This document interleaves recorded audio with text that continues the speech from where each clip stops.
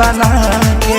अरे गाना गइबो कि काम करबो? अरे यही ना करो ना सारे मुंह तू दबा के रख देला बाड़ा में हर मौका बना के। सटक दादा लॉकडाउन खुली अब कब जी, अरे कब जी, अरे कब जी। अरे कबो ना जी हमर मौगी खेलत बिया पबजी, हम तो दुनू बेरा काटतानी सब्जी। हमर मौगी खेलत बिया पबजी, हम तो दुनू बेरा काटतानी सब्जी।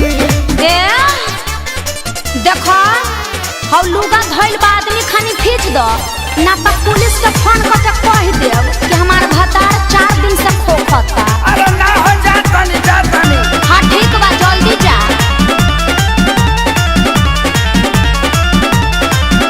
घरवा में सूती उता करतिया सहो, फूकी फूकी चूल्हा हमारा निकलता गैस हो। अरे घर में मत छोड़ो प्रदूषण हो जाई। घरवा में सूती उता करतिया सहो, फूकी फूकी चूल्हा हमारा निकलता गैस हो। झाड़ू लगाई फिर पोछा लगाई, अपन दर्द के तना ले बताई। हाँ तो बैठ के हुड़बा। बाबू दिन तू देखौला ए रब जी, अरे रब जी, अरे रब जी। हमर मौगी खेलत बिया पबजी, हम तो दुनू बेरा काटतानी सब्जी। हमर मौगी खेलत बिया पबजी, हम तो दुनू बेरा काटतानी सब्जी। आ सुनो आलू बैंगन काट के मिक्स सब्जी भी बना दी हो।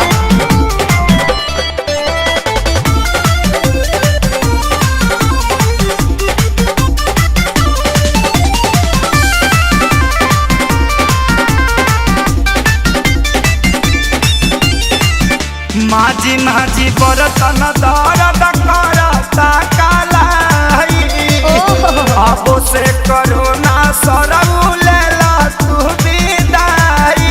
सार साहू मत करो चुपचाप काम करो ई जाए वाला नहीं खे। माझी माझी बरतन दर्द करता कालाई, अच्छा अब से करो ना सरऊ लेला तू विदाई। रहे खेसारी के हीरो में बड़ा नाम हो, सोनू सुधा को साथे भइले गुलाम हो। सफे रोवे घर में बैठी डभ डभ जी, अरे डभ जी, अरे डभ जी। अल्ले मेला बच्चा हमर मौगी खेलत बिया पबजी, हम तो दुनू बेरा काटतानी सब्जी। हमर मौगी खेलत बिया पबजी, हम तो दुनू बेरा काटतानी सब्जी। चुप रह जानू रिवाइटल खा के काम करत रह।